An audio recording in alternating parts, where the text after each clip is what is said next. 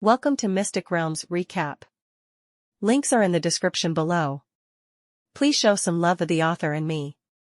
On to the show. In everyone's opinion, Stephen was just dying because of his severe injuries, but Lin Li knew clearly that the sword that had condensed and formed in the light and darkness domain had not only cut off Stephen's soul-devouring domain, but also ended his life. Hence, Stephen could be considered no different from dead now. Even with Mephisto's peculiarly strong power, he could never be reborn using Stephen's body. Lin Li could tell that if he insisted on keeping Stephen, Borg would never hesitate to give up his life to take Stephen back. Although he needed not be afraid of the Dark Blade's two legendary leaders now that he had the help of Cheyenne who would complement his abilities, he felt that he would be going against his own interests by fighting and going against a legendary powerhouse for the sake of a dead person. While Borg was watching, Lin Li nodded, and said, "All right, you may take him away." Borg restrained his mana slightly and strode towards Stephen, who was already unconscious, before reaching out to pick him up. He glanced at Lin Li ambiguously and turned around to leave together with Baldella, who was carrying Lansdale's corpse. As the people of the Dark Blade left, the ones remaining had to think about the next step that they would be taking. Lansdale's death had already shown them that there would be greater danger in their journey ahead, but even then, no one was willing to back out at this moment. The guardians of this realm were refusing to show up. Apart from killing Lansdale with an arrow, they didn't do anything else. Hence, the rest had to be proactive in finding a way out if they wanted to get through the Seven-Realm Spiral. After scanning their surroundings, they noticed a faint shadow in a certain direction, which seemed to be a dense forest. Elder Randy did not immediately lead his group in that direction, and instead casually asked for Lin Li's and Cheyenne's opinion, which was rather rare of him. However, he was mostly interested in Lin Li's opinion since it was more important. That was what the world was like. In order to earn the respect of others, one would have to showcase abilities and powers that were worth respecting. Lin Li managed to do so by wielding his sword. Even the 8th Elder of the Elven Kingdom, Elder Randy, had no choice but to start taking Lin Li seriously despite being just as powerful himself. Compared to the previous realms, the space of the 7th realm was almost endless. Although there was nothing strange in the other areas, there was a shadow at the end of one of the directions, which seemed to stand out in this spacious realm. After a little discussion, everyone decided to explore in that direction, hoping to find the guardians of the 7th realm there. Everyone surged in one direction, and the shadow gradually became clearer. There was indeed an extremely vast and dense forest at the border of the end that they rushed towards. Although it seemed that they had found the correct direction, there wasn't a tinge of joy on their faces at all. Instead, they became increasingly sullen. At the borders of the forest, the group stopped again and looked at the dense and boundless forest. Although this forest was no different from the forests that they had seen before, and was much more beautiful than the Emerald Forest, they could not help but feel terrified. The mages released the warlock's eyes, while the other members in other professions also used their own methods in a bid to observe the forest from the sky. Although they knew that there would be no escape for them if they were to be struck by the same arrow that had shot Lansdale, regardless of how careful they were, they nonetheless did not stop. The dense forest was full of greenery, full of grass and fallen leaves, together with some elegant wild flowers. Butterflies could even be seen flying among the flowers, with the melodious chirping of birds resounding in the forest. From time to time, there would be small birds circling in the forest, flying in and out to create a beautiful view of nature. However, when they were observing the forest through various methods, Elder Randy said something. "It's the Sierra Leone forest." There was a look of disbelief on Elder Randy's face. Although the forest in front of him was drastically different from what he remembered, he could match the characteristics of this forest with those of the Sierra Leone forest. Everyone was shocked to hear Elder Randy's words. They looked at the forest again carefully, after which horror was written all over their faces. In the history of the Dark Age, the Sierra Leone forest could be said to have existed throughout it all. It was an existence that had to be mentioned. During the reign of the High Elves, the ruling policy that they imposed on various races made it such that any rebellion would be brutally suppressed. Although the most famous of them was the mighty Lord Osric, who was known as the Butcher, the other high elves were not much kinder than Osric. To the countless rebels, death had been sometimes not the most fearful punishment, but a form of relief. To the high elves, simply ending the life of the rebels would not vent the strong aversion in their hearts. As a result, the Sierra Leone forest became a huge part of history. The Sierra Leone forest was a place of exile for the so-called sinners. Of course, as a place of exile, it definitely shouldn't be a place with beautiful surroundings and lush greenery, because that would make it seem like a vacation for the prisoners, and not a punishment. The actual Sierra Leone forest was not what Lin Li and others were looking at now. It was worlds apart from the beautiful forest in front of them. At that time, every inch of the Sierra Leone forest was full of the stench of decomposition. Green was a fresh and luxurious color, while withering was the eternal theme of the forest. Once, there used to be deadly poisonous mist spread around the Sierra Leone forest instead of the fragrance of wild flowers. There were no clear creeks and puddles, only swamps full of decomposition and floating skeletal remains. Of course, the miracle of life was ubiquitous. There were still signs of life even in such a harsh environment, though they were all brutal magical beasts which had been tempered by the harsh environment. Dangers were rampant in the Sierra Leone forest and threats lurked in every corner of the dangerous forest, making even a shoot of weed seem full of despair. Throughout the Dark Age, the leaders of countless rebellion forces were exiled to the hellish Sierra Leone forest after being condemned by high elves. There were even some royals who had committed treachery and went against the High Elven Queen included among the exiles. There were plenty of powerful and famous men from the Dark Age amongst the exiled prisoners.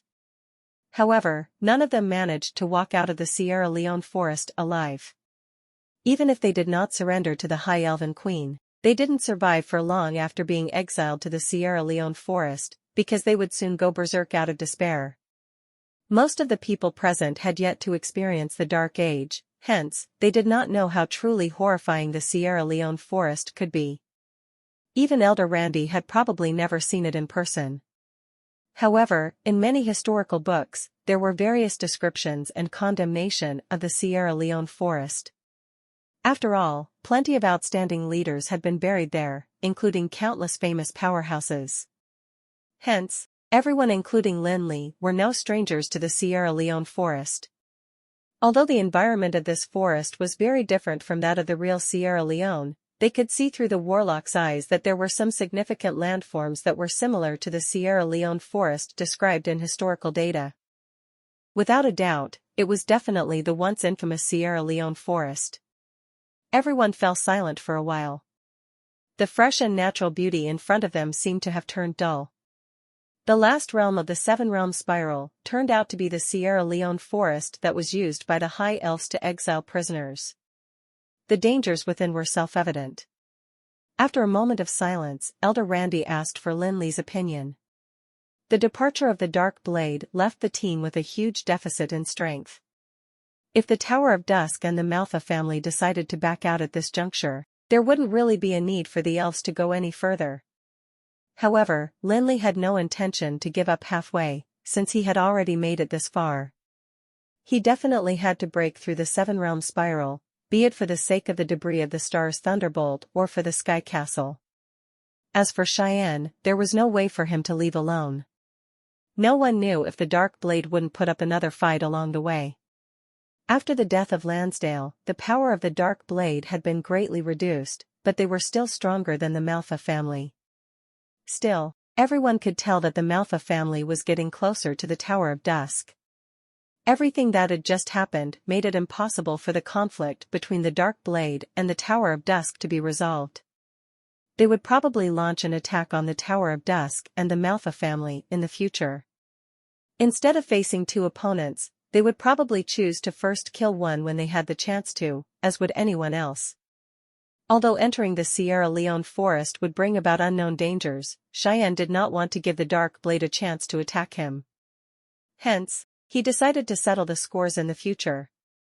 Besides, he was rather confident in and reliant on his ally, Lin Li. Despite not knowing what kind of powers Lin Li was hiding, the more he interacted with the latter, the more mysterious Cheyenne found him to be. Soon, the three forces reached a consensus, and chose a route to follow, to enter the Sierra Leone forest. Of course, in the current situation, the so-called route was only based on their understanding of the Sierra Leone forest. They had no idea if they should stay away from some prohibited lands recorded in some historical sources. They stepped into the Sierra Leone forest, only to see that everything was harmonious and natural around them. However, they all seemed to be extremely careful and conscientious. Elder Randy carefully protected Princess Alun and kept her by his side. If another powerful arrow were to come their way, he definitely wouldn't hesitate to block it. The arrow that had shot Lansdale was like a sword of Damocles that was hanging over everyone's head. No one knew when it would fall on them. Although they had not encountered such an attack again, that was also the reason for their worry and distress. There would occasionally be squirrels climbing up tree branches in the Sierra Leone forest and staring at the crowd while holding a nut. They would never figure out why such a beautiful haven would make them feel so nervous. The birds were still chirping melodiously, and there were also constant calls from young birds waiting to be fed in the nests. If it weren't for the fact that they knew that this was the Sierra Leone forest of the seven-realm spiral, everything would seem so intoxicating. However, this was still not a vacation resort for intruders, after all. Not long after Lin Li and company entered the forest, the beautiful and harmonious scenery was suddenly disrupted by an abrupt change. The strong magical wave suddenly exploded around them, followed by countless offensive spells, which poured out from all directions towards Lin Li and company. The dense wind blades diced the thick trees into sawdust instantly, while lightning struck from the sky like heavy rain, causing a huge pit to be formed in the ground. However, the sudden attack did not make everyone panic, but instead gave them a sense of relief. Offensive spells appeared instead of the second arrow. No matter what the reason might be, the other attacks would be far less terrifying than the arrow that had struck Lansdale. Due to the fact that they had been tense and careful ever since they entered the forest, everyone reacted immediately after they were attacked. Cheyenne, in particular, immediately put up a defense magic which not only shielded himself but also Lin Li and the gang. Prior to the treasure quest that they embarked on in the Haiga mountain range, the Manhwa family was not exactly an ally of the Tower of Dusk, and the two forces were more like business partners. Cheyenne had headed to the Tower of Dusk personally to invite Lin Li along on the treasure quest simply because he'd been hoping that Lin Li would provide some support and add on to the chances of success. In fact, he was also looking for a competent sacrificial pawn. Although the Manhwa family had respected Lin Li on the surface, they actually found him to be dispensable.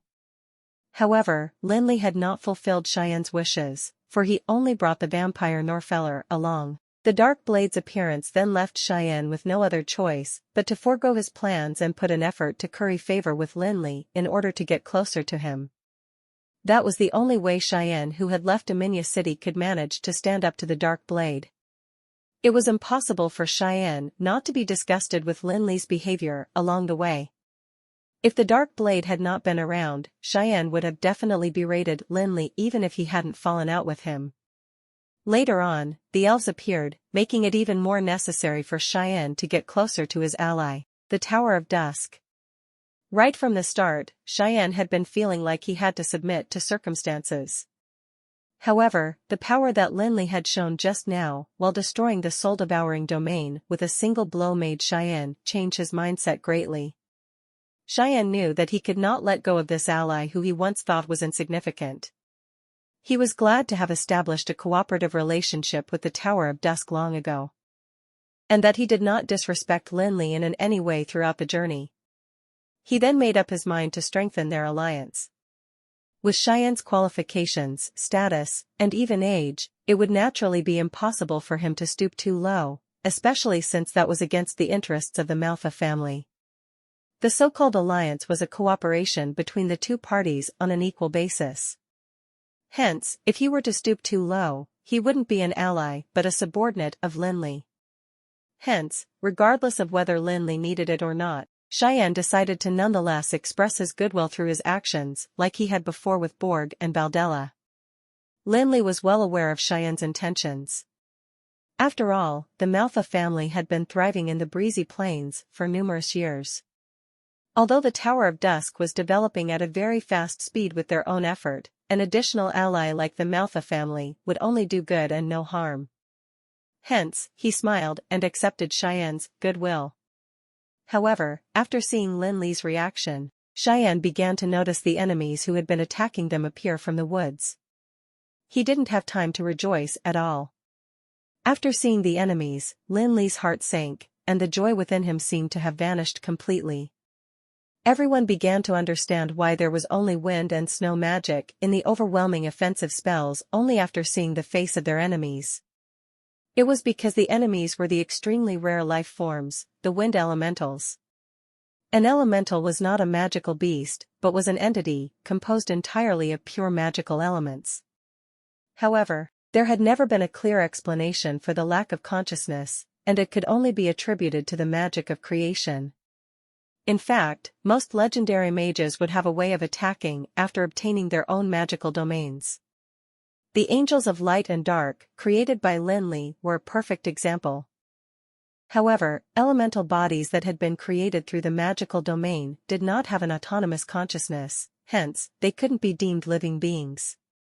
Like a puppet, they had to obey their creator's instructions, and were just tools and weapons. In the world of nature, elementals had their own consciousness like magical beasts, even though they were extremely rare.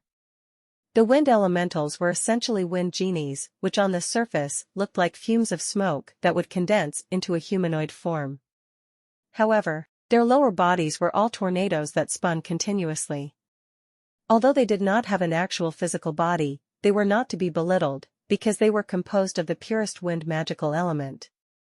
The high concentration of magical element in the wind system would make the life form get surrounded by countless thunderous electric snakes. The magical power of wind elementals was more than just talent because it was just part of their bodies. Using the wind and thunder elemental magic was akin to holding something in one's hands. It was a natural instinct and ability. The kind of power that they possessed would allow them to manipulate the corresponding level of magic without the help of any curses or spells. All it took was a single thought. Countless wind and thunder magic exploded above their defensive layer, causing ripples. All of the magic spells were level 18 and above. If it were another level 18 archmage, they would be insignificant to Lin Li's team, since even if it were a level 18 archmage, he might not be able to use level 18 magic consecutively. However, the elementals experienced no difficulty in casting these spells at all, because it was even easier for them than using level 1 magic was for archmages. When faced with the endless level 18 wind and thunder magic, even a legendary powerhouse couldn't disregard it. No one dared to expose themselves. The wind elementals moved at rapid speed and surrounded the crowd in no time. At the same time, the powerful magic did not stop at all, and the attacks were launched continuously at the magical defense field that seemed to be collapsing. Their speed was also the reason that they ought not to be underestimated. Magical locks basically had little effect on them, and it would not be easy to strike them with magic. Among the many types of magic of each element, wind magic was the fastest. However, the wind elementals that everyone was facing now were basically immune to the damage done by the magic. In order to tackle a wind elemental, one would have to use a greater offensive spell that was beyond the wind and thunder elements. Looking at the dozens of wind elementals that were flying towards them, Elder Randy could not help but start frowning. Although he was the strongest of them all, he could not do much about the wind elementals, which also had a very high immunity to physical attacks. Apart from Elder Randy, Elune and Gilder were also masters of physical attacks. The only one who could effectively kill the wind elementals was Kilophen, who specialized in fire magic. In this case, Elder Randy had no choice but to ask Lin Li for his opinion again. He was no longer prideful and haughty. Instead, he treated Lin Li like a person of the same status as himself. Elder Randy knew clearly that he couldn't work alone like before. Be it facing the hordes of wind elementals or the unknown dangers ahead, forging a cooperation was the only way out. If it were the Dark Blade, Elder Randy would probably just patronize them and assign tasks to everyone. However, the respect shown by Elder Randy to Lin Li was genuine. Lin Li did not stand on ceremony at all, and succinctly stated his plan to deal with the wind elementals. The Dark Blade and Cheyenne would have probably felt flattered and shocked by Elder Randy's attitude. However, Lin Li knew very well that he had earned this respect through his own abilities and strength. Hence, he did not feel shy at all. Elder Randy and Cheyenne added some ideas to Lin Li's plans, mainly regarding some aspects of their strength that others did not know. After all, it was a team composed of legendary powerhouses. Even though the enemy was a group of level 18 and above, there were limits to the damage that they could cause to Lin Li and the rest. The main thing the humans and elves wanted to do was to take precautions and prepare for future dangers. It was truly a cooperative exercise this time. Outside the magic defense field, a group of wind elementals tirelessly bombarded them with powerful magic. Although they had autonomous consciousness, they were not that much smarter than magical beasts. When faced with intruders, all they knew to do was to use their full power to destroy them all. Devising strategies was too complicated for their knowledge.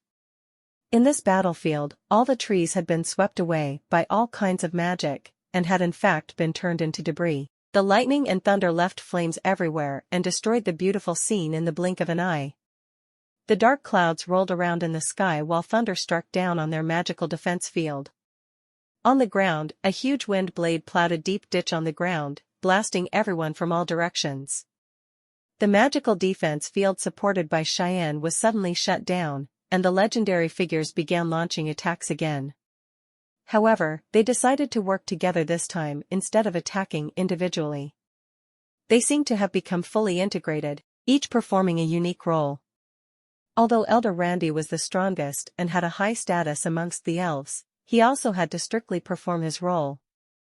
The cooperation between the legendary powerhouses was not as seamless as that of the double death dragons, but they were not fools, so they could work well with each other. The wind elementals only knew that the detestable defensive layer had vanished, and immediately swarmed towards the exposed crowd. Like elemental WYRMS, the elementals needed not worry about the lack of mana, hence, they could give it their all when attacking their enemies with the strongest means available. However, a legendary powerhouse would not be easily defeated, let alone a group of them. Although the wind elementals could evade quickly, a few of them were still trapped when the 1,000 miles of ice was shot out. Although the 1,000 miles of ice could not really freeze them, it caused them to slow down. Without speed, the wind elementals were just like mosquitoes without their wings, subject to any treatment of others. Before the wind elementals could get rid of the freezing, the attacks from the legendary team continued. They hit their respective targets accurately with magic arrows and other offensive spells. The wind elementals began bombarding them again, but the legendary powerhouses were shielded by the magical shield.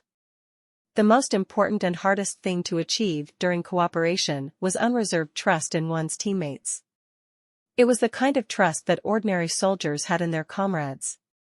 If mutual trust could be established among all members of the team, they could achieve power that was not simply cumulative. Although most legendary powerhouses were not considered lone rangers, they basically fought their own opponents during battles. When it came to cooperation, they also launched attacks using their individual powers. When they were counterattacked against by their opponents, they'd also protect themselves first instead of leaving their safety in the hands of others. However, the team comprised of elves and humans could basically be said to have truly cooperated with each other. They managed to achieve mutual trust, perhaps because they knew that they were all in the same boat, and they would be implicated if any one of them were to die. There were probably other reasons too. However, with such a strong trust between the members, they achieved teamwork that was no better than those who had practiced teamwork for a long time. The 8 legendary powerhouses had their own strength. Although the dozens of wind element creatures were not legendary in power, everyone had their own respective role. Those who were in charge of withholding the defense would stick to it, while those who were in charge of slowing down the wind elements would do just that. The rest was then responsible for attacking the targets. No matter how great of a resistance the wind element had to magic, it would be impossible for them to stay strong under the combined attacks of several legendary powerhouses. Basically, one wave of attacks would be enough to get rid of 1 or 2 targets. At first, the whole team was a little passive and getting attacked, but as the wind elements were slowly eliminated, the effects of their cooperation began to show. Due to the previous conflict, the Dark Blade had withdrawn from the operation, which meant that the team suddenly lost 4 legendary powerhouses who were equivalent to almost a third of the strength of the entire team. The elves were not blaming Lin Li, but they felt that the absence of the Dark Blade was truly a major disadvantage to the team. However, Elder Randy was not the only one who was surprised. Even Cheyenne could not help but be shocked that the team could work together and showcase greater power even without the participation of the Dark Blade. Perhaps some might think that the power of the team could have been increased if the 4 legendary powerhouses of the Dark Blade had joined in. However, given the relationship between the Dark Blade and the Manhwa family, there was no way they would rely on each other and trust each other genuinely. How could they ensure each other's safety? After the Dark Blade left, the 3 remaining forces could build mutual trust because they had no grudges against each other, and also had to face a common enemy under pressure. After raging for a while, the wind elementals that besieged the crowd began to get attacked one by the cooperative team. Once they were attacked brutally, they would instantly disappear and turn into ashes. However, they didn't notice the change or knew how to deal with it. Hence, they simply did the same as before and cast their offensive spells in a disorderly manner. As the wind elementals were killed one by one, the magic density on the battlefield decreased rapidly. In no time, the dark clouds in the sky had dispersed, and there was no longer any thunder. The huge wind blade that plowed a ditch on the ground also disappeared together with the last wind elemental. Peace was restored, but the battlefield seemed to have been rummaged through. The scorched soil was covered in shiny crystal shards, which were elemental crystals left behind after the wind elementals were killed. The core of an elemental was actually similar to the magical crystals of magical beasts. Although an element core was relatively rare, the purest form of magical element was condensed in it, thus giving it its value. Due to the fact that the cores of elementals only contained a single type of magical element, it could only be used on a single type of magic. The natural binding force in magical crystals was not present in the core of elementals, hence, it would be difficult to control accurately and efficiently when the magic is released. It would also result in a great waste of power during extraction. Although the cores here were all level 18, their practical value was only level 15. After the battle, the few of them randomly picked up the cores of 1 or 2 elementals in a bid to add them to their collection. Lin Li got his servants to pick up a few more, not because he wanted to see what important uses they had, but because he wanted to use them as a snack for the elemental Wyrm Xiaohua. Since each was a level 18 crystal, Lin Li naturally was willing to feed them to Xiaohua. He would rather save the magical crystals for other purposes. The results of the cooperation between the legendary powerhouses this time was rather great, though there were some limitations since it was their first time cooperating with each other, after all. After the fight, the relationship between them seemed to have improved. And before they proceeded with the rest of their journey, they discussed the issues that they'd faced earlier on. This time, they wanted to build a stronger rapport while dealing with the obstacles. However, the success did not make them forget about the arrow that had shot Lansdale. They were still as worried about the true guardians of this realm. Filled with complicated emotions, they left the chaotic battlefield and advanced towards the middle of Sierra Leone forest. The only good news was that the environment in the Sierra Leone forest was no longer the same as in the past. There was no longer any poisonous fog, swamps, or terrifying magical beasts.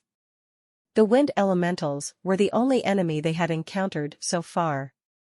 They advanced slowly, and would occasionally run into a few wind elementals, though in small groups only. Eventually, there would definitely be an end to every journey. In the center of the Sierra Leone forest, everyone looked around without uttering a single word, because they were all dumbfounded. They were in the heart of the Sierra Leone forest, but it was actually a vast, barren field with no trees or grass in sight. It seemed to be an area devoid of life. Compared to the beautiful scene that they had been greeted with at the start, this place seemed more like the real Sierra Leone forest that fitted the descriptions in history books. In the sky, clouds as dark as ink and so thick that they seemed to be almost touching their heads were moving continuously. The ground was also pitch black, but the lightning flashing continuously seemed to have made the darkness fade, while thunder roared in a deafening manner like beasts. There was also a huge vortex composed entirely of lightning in the center of the sky, revolving continuously, and seemingly trying to devour the sky. Countless razor pythons shuttled through the vortex, making it difficult for them to see the mystery within it. The boundless power that seemed ready to destroy the world terrified them. However, those were just signs that were not enough to shock the legendary powerhouses. What really frightened everyone was the endless razor magic that they could clearly feel in the sky. The solidification of magic was not profound knowledge or rocket science to legendary mages, and the more important thing that they had to rely on was the understanding and mastery of nomological power. However, it was clear that the deeper one understood nomological power, the more advanced the solidified magic would be. For example, no one below the sanctuary realm could solidify the seven-realm spiral. Therefore, the power of a mage could be deduced from the level of the solidified magic. The solid and powerful magic in the sky was not concealed at all, and was all ready to fire while exuding horrifying magical waves. They could recognize the extinction thunderstorm, wrath of gods, and sky-devouring thunder sphere. The powerful magical waves caused them to be overwhelmed with terror and fear that they could not contain. Everyone's faces were beyond sullen. Even Elder Randy, who was the most powerful among them, had turned as pale as a sheet. They could tell from the solidified magic that the person who could solidify it was probably not far from the sanctuary realm, if they had yet to reach it. Could the guardian of the last realm be a powerhouse who was at the peak of the legendary level? The difference between an average legendary powerhouse and one at the peak of the legendary realm was absolutely jarring. The Green Dragon King that they had encountered outside the Dragon's Cave had yet to reach the peak of the legendary realm, but it was terrifying enough to make them slip into despair. Even Elder Randy dared not behave rashly in front of the Green Dragon King. He couldn't retaliate at all. At that time, if it weren't for Lin Li's baby elemental Wyrm, they would have probably been slaughtered by the angry Green Dragon King. They would not even get to escape, let alone retaliate. In the presence of the Green Dragon King, even Elder Randy seemed no more significant than an ant. The solidified magic of the last realm of the seven-realm spiral could be seen in the sky. The person who could have such a deep understanding of nomological power was probably only a step away from the sanctuary realm. Even the daunting Green Dragon King had yet to reach such a level. Recalling the despair that the Green Dragon King had brought upon himself, Elder Randy could not help but be filled with agony as he stared at the solidified magic in the sky. When planning this operation at the start, he had been full of confidence in his abilities, which he thought would help him stay free from any threats. However, the subsequent encounters were the punishment for his arrogance. The people of the Dark Blade had already left, but even if they hadn't, and had buried the hatchet to build a rapport with the team, they wouldn't have improved their situation here. That meant they had chosen the correct path. Elder Randy began to regret it himself. He thought, why did I continue to push here after seeing the arrow that shot Lansdale? However, it was too late for regret now. If he wanted to leave at this juncture, he would first have to get through the Guardian of the Realm. After confirming the current situation, Cheyenne shifted his gaze away from the sky and onto Lin Li. At this moment, Lin Li was probably the only person he could rely on. The Green Dragon King had brought them despair, but Lin Li's pet managed to subdue it. Hence, he wondered if Lin Li could create another miracle this time. However, Cheyenne had no idea that Lin Li was cussing in his head too. Damn it, what pervert is creating such a ruckus? Lin Li stared at the center of the lightning vortex in the sky. Although he could not see what was within it, there was already some evidence to prove his guesses. The so-called Guardians of the Last Realm were probably not powerhouses at the peak of the legendary level, but an arrow. Long before the legendary bandit Lansdale was shot and killed by the arrow, Lin Li had vaguely found it familiar. That was also one of the most important reasons why he came to the Haiga mountain range. It was for Thunderbolt, one of the pieces of the debris of the stars. However, one thing that Lin Li was not sure about was the arrow, whose power was a bit too overwhelming. Of course, that was not to say that Thunderbolt was not powerful. As an actual artifact, the power of the debris of the stars was not to be doubted, and Thunderbolt was the most powerful piece of the debris of the stars. It could be said that if the power of Thunderbolt was fully exerted, shooting a legendary bandit down would be a piece of cake. However, the problem was that it was definitely not easy to exert the full power of Thunderbolt. Lin Li already had 3 pieces of the debris of the stars, which contained strong nomological power. However, he could only use a small amount of power in them, and he was still far from truly exerting the full power of the debris of the stars. One of the reasons was that Lin Li's power did not qualify him for controlling the debris of the stars yet, despite the fact that he was now a legendary mage and a powerhouse in Anril. However, he was only a beginner in terms of understanding and mastering the nomological power. However, Lin Li was well aware that he would never get to fully exert the power of the debris of the stars even if he reached the sanctuary realm or became as powerful as Juresco. Only the stars of fury could unleash all of the power of the debris of the stars. Back in the endless world, Lin Li possessed the debris of the stars as a hunter, hence, he had far less control over nomological power than now. However, the stars of fury was the reason he had the power to challenge the dragon of destruction. Using debris of the stars alone was only a basic insight of the nomological power and borrowing its power. However, using the stars of fury would be exerting the power of the debris of the stars.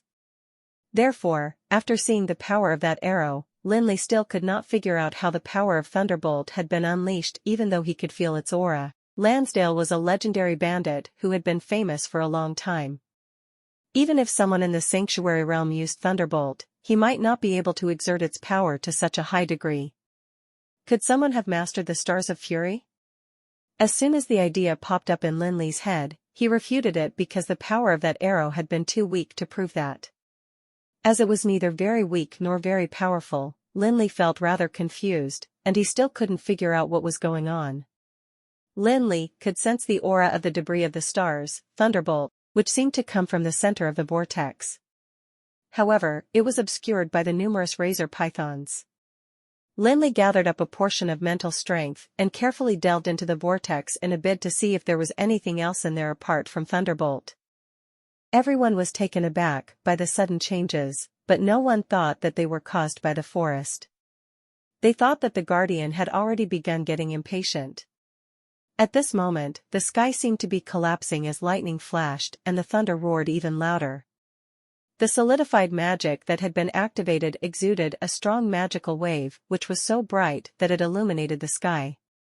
All of a sudden, extremely solid razor pillars accompanied by the roaring thunder bombarded the people on the ground menacingly. Every pillar was full of terrifying power that was strong enough to destroy an archmage at the peak of his powers. The lethality of the lightning magic was exhibited at this moment. No one dared to hesitate for a moment, even the legendary mages dared not use their own bodies to meet the horrifying thunderbolt pillar.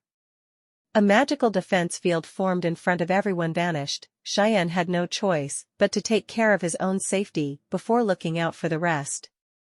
Although Cheyenne had been mainly responsible for the magical defense in the previous instance of cooperation, the power of the terrifying lightning magic was obviously different from that of the wind elementals. If Cheyenne were to use the group magical defense again, he might not be able to withstand the attack of even one pillar, and would probably end up in a pathetic state. No one complained about Cheyenne's actions at this moment, because they could all feel how daunting the power of the magic was. Even if Cheyenne had the guts to take care of them first, they wouldn't dare to accept his help. During such a juncture, the most important thing to do was to take care of themselves first. Elder Randy and Kilophen used defensive spells to protect themselves and the 4 other elves, while Lin Li and Ujfalusi put their best foot forward.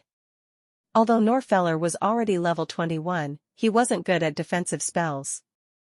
Staring at the seemingly inexhaustible pillars, everyone knew that one layer of defense was not enough. After arranging some defensive spells, they proceeded to spawn more layers of defense at a rapid pace. At this very moment, the team that had seemed to have become one began to separate according to factions.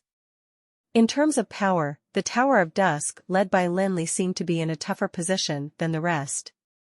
After all, Lin Li was only a level 21 legendary mage, while the level 20 Ujvalusi couldn't do much to help. While continuously casting defensive spells, Elder Randy glanced at Lin Li worriedly. The Guardians of the Last Realm had yet to appear so far. If they were to lose some power now, how would they be able to face the Guardians who were very likely to be at the pinnacle of the legendary realm? However, when Elder Randy shifted his gaze onto Lin Li, he was so shocked that he almost stopped casting defensive spells.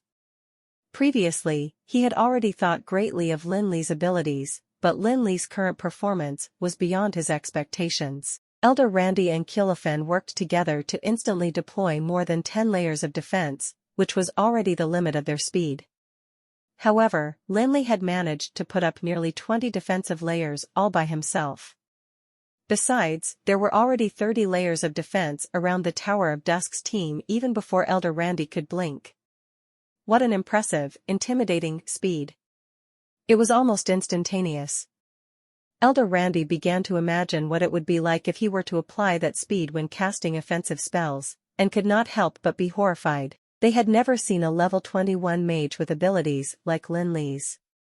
Elder Randy even vaguely began to admire Lin Li because he was well aware that the reduction of the casting time could not be achieved overnight. He was sure that it definitely took Lin Li plenty of effort and time to become capable of. Talent and magic would not do much for him in this aspect. Lin Li could not be bothered with whatever others would think of him, for according to his understanding of the debris of the stars, Thunderbolt was the shrewdest of all pieces of the debris of the stars. Even though the lightning magic that they were facing now was not a direct attack from Thunderbolt, the nomological power that was contained within it was definitely related to Thunderbolt.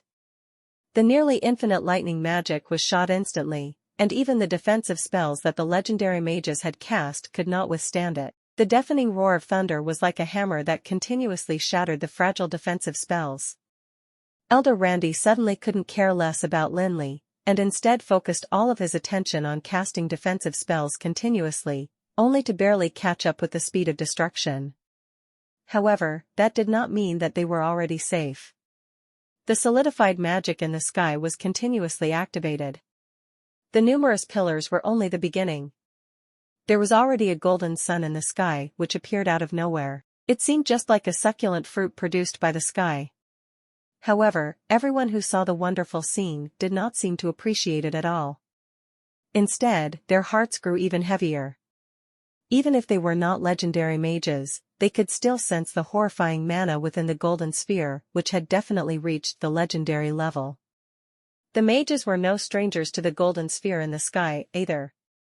They knew that it was actually the legendary magical sphere of extinction, and it wasn't just one. The shiny and dazzling spheres of thunder exuded a terrifying aura which seemed to be capable of destroying everything, making everything become warped. Finally, the time seemed to be ripe. The sphere swayed and slowly descended from the sky. Compared to the pillars that were still falling continuously, the speed of the spheres seemed to have slowed down a little. Though they were still way more oppressive than the pillars. The spheres that had fallen seemed to have devoured all of the pillars, causing their power to still increase slowly. The immensely overwhelming magical dominance lived up to its name and seemed to be destroying everything in this realm. Boom! The outbreak of the spheres immediately broke several layers of magical defense, making everyone around sway unsteadily because of the tremors. The residual force overwhelmed everything nearby, and even destroyed a layer of defensive spell when it hit one of them. Resisting the bombardment of the thunder spheres was not something worth celebrating, because there were still plenty of such spheres dangling in the sky. The addition of the thunder spheres made it even more difficult for them to keep up with the defense, but removing it at this point seemed to be futile. They had to wait for the Guardians to appear in order to retaliate. The only thing that they could all do was to bite the bullet and push their speed to the limits again while adding more and more layers of magical defense. At the same time, they were still hoping that the damned Guardians would show themselves as soon as possible, regardless of whether they were legendary powerhouses or not. Seemingly having heard the voices of everyone and angered by their stubborn attempts at retaliating, the enemy that they were all looking forward to seeing had finally appeared. However, it was not the guardian, but the wind elementals that they had encountered previously. More than 10 of them appeared and began bombarding the people immediately. The power of these wind elementals was not as scary as the solidified magic spheres in the sky. They were much more concentrated, and the power of more than 10 wind elementals could not pose a threat to them, but remained annoying. A series of electric snakes landed around them, and after the thunder roared and lightning flashed, the shape of the wind elementals was revealed. Indeed, less than 20 wind elementals would be insignificant to the people there, but dozens of them would be terrifying. However, the summoning did not stop, and the unassuming electric snakes sandwiched between the pillars would signify the summoning of a new wind elemental whenever one of them landed on the ground. An emerald green light was emitted from the elf's defensive spells and accurately hit one of the spheres in the sky. All of a sudden, the sphere detonated with much power. The massive explosion seemed to have drowned out everything else in sight. Although the melodious singing could not be heard, Lin Li knew that it was Princess Alun using the Song of Heart again. Lin Li had never asked them about the price of using the Song of Heart, but there was no free lunch in this world, and the Song of Heart was not a magical artifact. Even if it was, it would be impossible for people to use their power freely without paying. Clearly, Princess Alun had to pay a hefty price for using the power of the Song of Heart. Several spheres in the sky were exploded by Princess Alun, but her efforts were insignificant overall, though she at least managed to buy some time for everyone. Everyone took the rare opportunity to tacitly gather together and advanced forward. The appearance of a large number of wind elementals meant that a real battle was about to begin, and there would only be a dash of hope if they were to cooperate actively. Otherwise, they would only be destroyed and killed. The three forces moved closer together amidst the endless attacks. The short distance somehow seemed to be huge at this moment. Even though there were no longer any terrifying bombardments for now, they dared not delay in casting defensive spells. The elves first gathered together with the Tower of Dusk team, and the 4 legendary powerhouses continuously cast defensive magic. The layers of light engulfed everyone, and although the defensive magic outside was still continuously collapsing, the rate was slower than that of their spell casting. Lin Li's speed was especially bewildering. They could not even make out what he was chanting. His hands were moving at godlike speed too, and the only sign of him casting a spell was the Helios scepter. Cheyenne only had to be concerned with himself. Actually, it was not that difficult to support each other. However, after the wind elementals appeared, he was left all alone, and the pressure that he had to withstand was not just a little bit. It was increased exponentially. Under tremendous pressure, Cheyenne moved towards Lin Li and the rest, but when he was about a few steps away from their magical defense layer, the thunder roared loudly in the sky and dozens of lightning pillars suddenly slammed into the ground. The defensive spells around Cheyenne were immediately broken together with the dozens of layers of defense. Before Cheyenne could catch his breath, a purple thunderbolt suddenly bolted out amidst the roaring thunder. It seemed to have pierced through the layers of magical defense without hindrance, and fell onto Cheyenne's head. It's a divine punishment. Upon sight of Cheyenne, the others could not help but shriek in terror. The divine punishment was not an actual punishment sent by the gods, but rather a single-stroke attacking spell that could be up to level 23 in power. Although the purple thunderbolt was tiny, it contained all of the concentrated power of Thunderbolt that was stronger than the Thunder Spheres. Although it was just an alliance that was formed based on interests, the loss of a legendary mage before the Guardian appeared would be detrimental for them. However, no one could give Cheyenne any help at this moment, and it seemed that the Manhwa family's leader would never escape this ordeal. However, while everyone was worried about Cheyenne, Lin Li looked up at the huge vortex in the sky. The instant the level 23 divine punishment appeared, Lin Li seemed to have sensed a surprising magical wave coming from it. The magical wave was entirely identical to the Stars of Fury, be it in terms of the magical aura or nomological power. Could it be that apart from Thunderbolt, the Stars of Fury was also present in that vortex? However, Lin Li carefully recalled that the magical waves that he had just seen, and began to doubt his own guess again. Although the magical wave was almost identical to the Stars of Fury, it was still too weak. Lin Li had once possessed the Stars of Fury, and used it countless times. However, as the former owner of the Stars of Fury, Lin Li was very sure that he had identified it correctly. Apart from being too weak, the magical wave just now was completely the same as that of the real Stars of Fury. What exactly is going on? Lin Li was really puzzled, and he really wanted to use his mental strength to look at the vortex again, but he was always hindered when he was close to the edge. Besides, the current situation did not allow him to be too distracted, and he had no choice but to turn to Cheyenne and see if there was any way his ally could escape the divine punishment. While everyone gazed at Cheyenne helplessly, the purple thunderbolt hit Cheyenne accurately. However, at this very moment, a yellow halo appeared on Cheyenne all of a sudden, shielding him from the purple thunderbolt a few centimeters away from his body. In the blink of an eye, the purple thunderbolt disappeared together with the halo on Cheyenne, who then seized the opportunity to speed up and join the magical defense perimeter of Lin Li and the rest. With a loud and crisp noise, a ring on Cheyenne's finger suddenly shattered and fell to the ground before he could even regain his balance, escaping awkwardly. A look of pity formed in Cheyenne's eyes, but he quickly looked away and smiled at Lin Li before joining the team while holding his staff tightly. Lin Li could tell that the ring was probably what helped Cheyenne escape the attack and resist the level 23 divine punishment. The defensive power of the ring was truly incredible. Cheyenne was a legendary mage who supported the Manhwa family all by himself while going against the Dark Blade for years. If he had not had any trump cards that allowed him to protect his own life, he would have probably been destroyed by the Dark Blade a long time ago. Unfortunately, the level 23 magic was still too strong, and had exceeded the capacity of the ring. The team gathered together again, and immediately slipped back into the cooperative mode that they had been in when dealing with the wind elementals.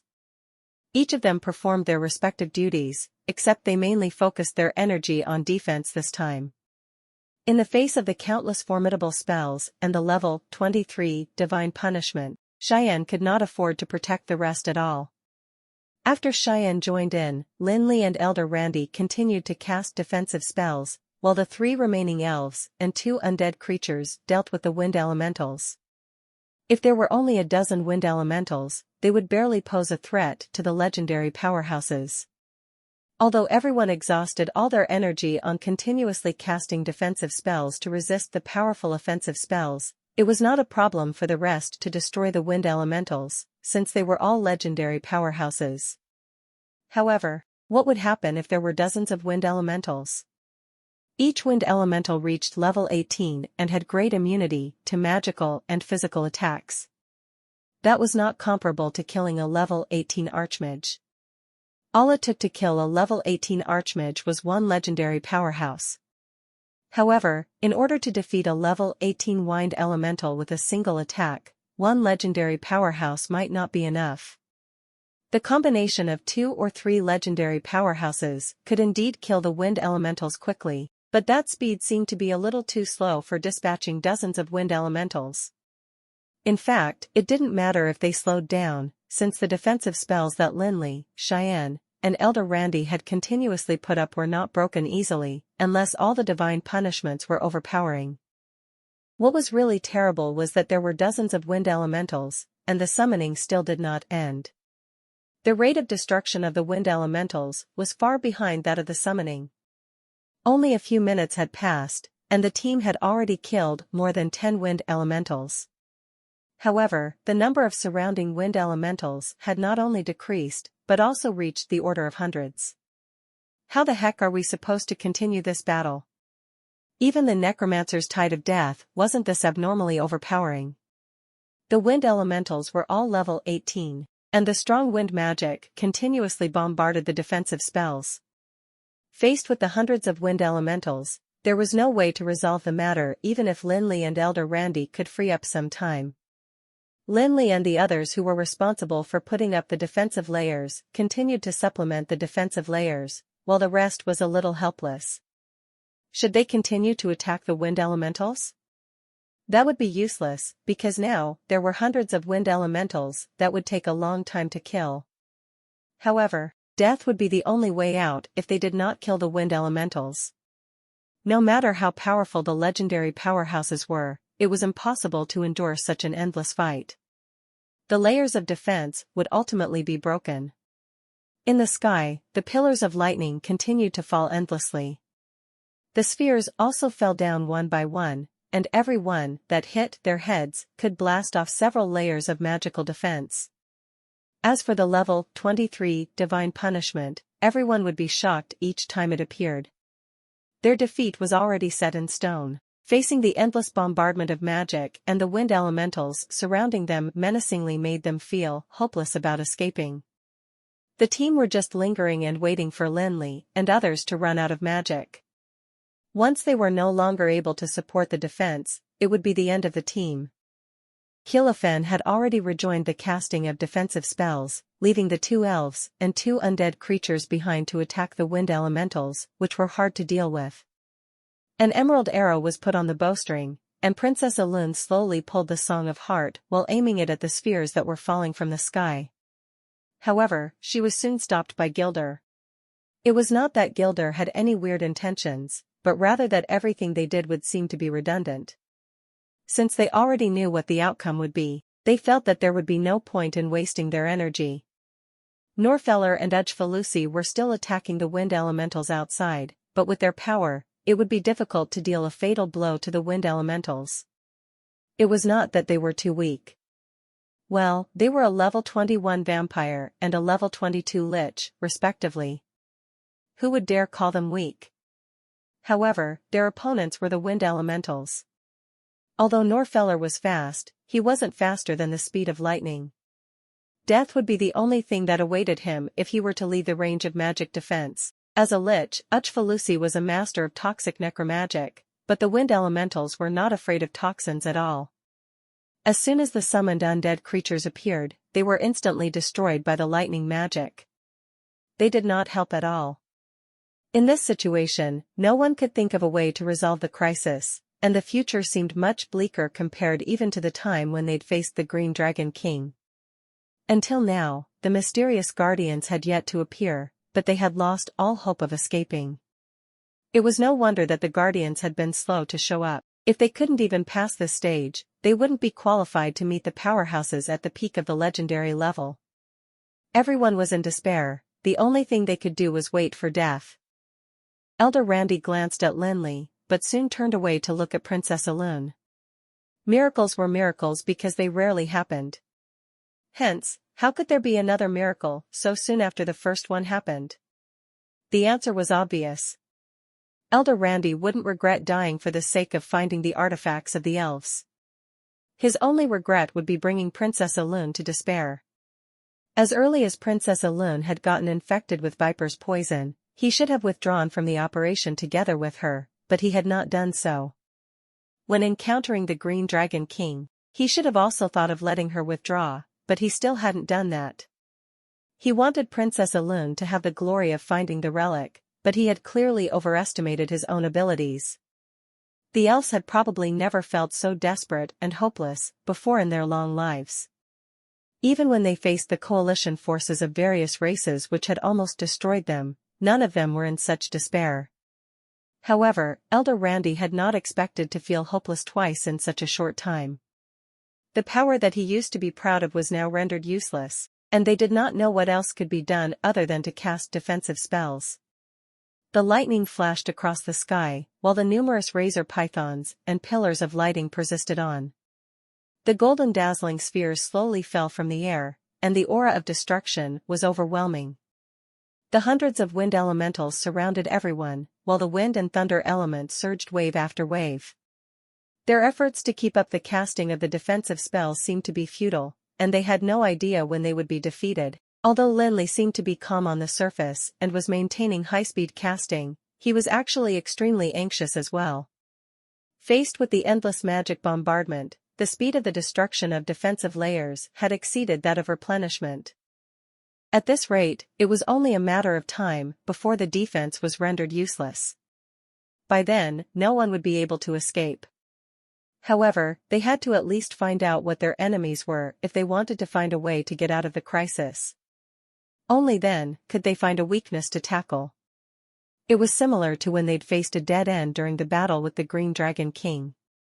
However, the emergence of the elemental Wyrm Xiao Hua saved the day. Unfortunately, while Lin Li reckoned that the guardian of the last realm was Thunderbolt, a piece of the debris of the stars, he could not find out who was using it. The aura of the stars of fury was what made Lin Li puzzled. He kept his eyes fixed on the huge vortex in the center of the sky in a bid to see what other secrets there were in the vortex apart from Thunderbolt. The powerful magic that kept falling from the sky did not weaken at all. The hundreds of wind elementals around them seemed to be tireless too. They were feeling increasingly pressured, and despair began to grow within them. However, at this moment, Lin Li's eyes were fixed on the sky and his pupils constricted slightly while shock was written all over his face. After such a long time, the secret hidden in the vortex was finally revealed to Lin Li. He managed to see it clearly even though it was only visible for a split second. Lin Li couldn't hide the surprise in his heart, because he saw a bow and arrow in the vortex. The arrow was undoubtedly Thunderbolt, a piece of the debris of the stars, while the bow was really the stars of fury. If you're enjoying my content, please consider donating a coffee. Or checking out my shirts on TeePublic. As the former owner of the Stars of Fury, Lin Li was certain that he would never get it wrong. The bow was not like the Stars of Fury either. He previously detected the magical waves of the Stars of Fury and knew that it came from it. It could be said that the characteristics and the nomological power were no different from the actual Stars of Fury. However, the only fishy thing was that the Stars of Fury in the lightning vortex was too weak in Lin Li's opinion. Although the role of the Stars of Fury was only reflected during the usage, where its power was fully exerted, it was only slightly different from an artifact. However, the bow in the vortex seemed to be only legendary in level. It was a huge difference. Could it be that someone really replicated the Stars of Fury? Lin Li thought about Princess Alin's Song of Heart, which had some characteristics that were obviously copied from the Stars of Fury. However, the basic characteristics of the Stars of Fury was already the limit of a smithing guru. Lin Li was a smithing guru himself, and he knew that the abilities of a smithing guru were not enough for the Stars of Fury to be perfectly replicated. Not to mention, even if anyone could replicate the Stars of Fury, it definitely wouldn't be just legendary in level. It would be impossible to figure out the true form of the Stars of Fury simply based on guessing. He would have to use his mental spells to investigate and scrutinize it thoroughly. In order to allow himself to separate enough mental strength to find out the secret in the vortex, Lin Li suddenly activated his magical domain of frost, light, and darkness as well as some unshaped earth laws, to form a stronger magical domain. With the development of the magical domain, the situation seemed to have improved. Be it the lightning magic that was continuously falling from the sky or the tidal magic attack, none of them could affect the defense provided by the magical domain. However, there wasn't a single tinge of joy on the faces of Elder Randy and the others. In fact, they looked even more worried. Elder Randy and the rest had been thinking that the guardians of this realm were very likely to be powerhouses at the peak of the legendary level. To mages, magical domains were undoubtedly their forte. Although the strong guardians had yet to appear, Lin Li immediately activated his magical domain. Could it be that there was already nothing else they could do? Lin Li didn't explain anything to Elder Randy and others, and instead condensed his mental strength and peeked into the lightning vortex. As Lin Li siphoned more and more mental strength to be put on the lightning vortex, he could not help but slow down in his casting. The magical domain seemed to have wavered a little too.